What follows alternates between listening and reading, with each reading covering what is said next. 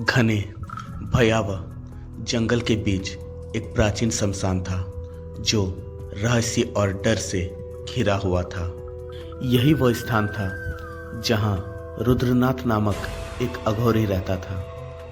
रुद्रनाथ साधारण तपस्वी नहीं था, वह तंत्र मंत्र और अंधेरे शक्तियों का ज्ञाता था। आत्माओं से बातें करता और अलौकिक शक्तियों को वश में करता था।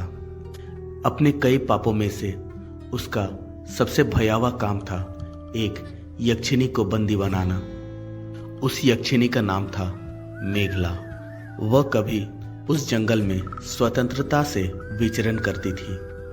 उसकी हंसी संगीत की तरह गूंजती थी।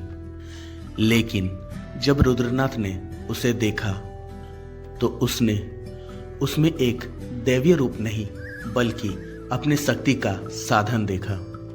उसने गुप्त मंत्र और तंत्र से उसे बांध दिया, उसे अपनी सेवा में विवश कर दिया।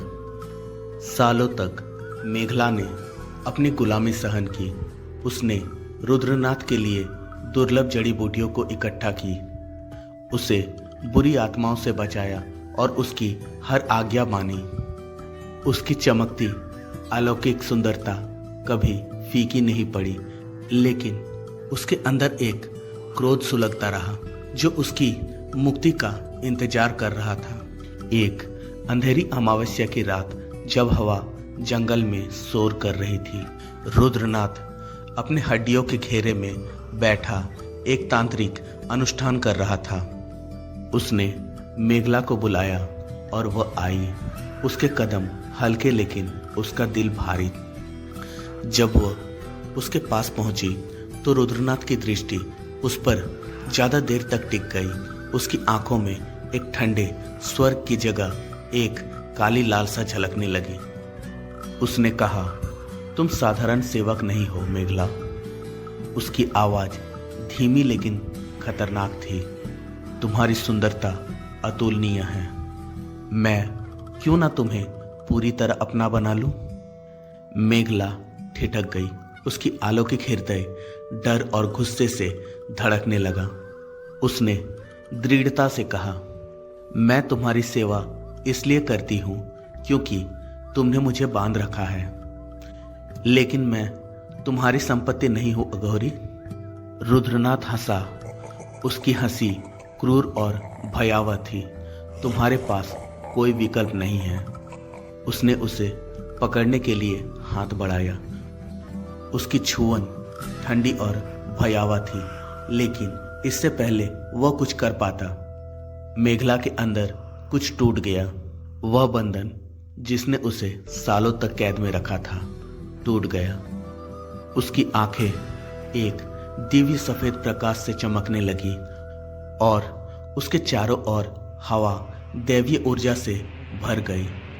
जमीन कांपने लगी और एक भयानक दहाड़ उसके होठों से निकली। मेघला गर्जी, तुमने मुझे छूने की हिम्मत कैसे की इंसान? उसकी आवाज जंगल में गूंज उठी। तुम जो अंधेरे का उपयोग करते हो लेकिन इसके परिणामों को समझते भी नहीं। रुद्रनाथ पीछे हट गया। उसका अहंकार डर में बदल गया। उसने अपनी शक्तियां बुलाने की कोशिश की, मंत्र पढ़े और हवा में चिन्ह बनाए, लेकिन कुछ काम नहीं आया। यक्षिणी का क्रोध उसके शक्तियों से परे था। शमशान जीवित हो उठा, मेघला के क्रोध से भर गया। चीता की राख हवा में घूमने लगी, भयावह आकृतियां बनकर चीखने और कराने लगी।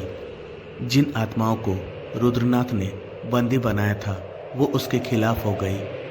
उनकी चीखें रात को चीर रही थी। मेघला चिल्लाई, तुमने मेरी स्वतंत्रता छीन ली। तुम मेरी गरिमा छीनना चाहते थे, अब मैं तुम्हारी हर चीज छीन लूंगी। आत्माएं रुद्रनाथ पर टूट पड़ी, उसे राख और आग के भंवर में खींच ले गई। वो चीखा, उसकी आवाज असहायता से भरी हुई थी, लेकिन मेघला की आंखों में कोई दया नहीं थी। जब तूफान थमा, शमशान शांत हो गया। रुद्रनाथ गायब हो चुका था उसकी काली उपस्थिति हमेशा के लिए मिट चुकी थी। मेघला अकेले खड़ी थी।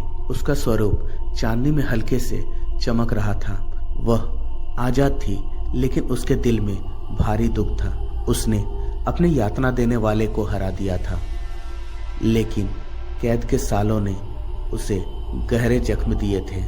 वह जंगल में गायब हो गई।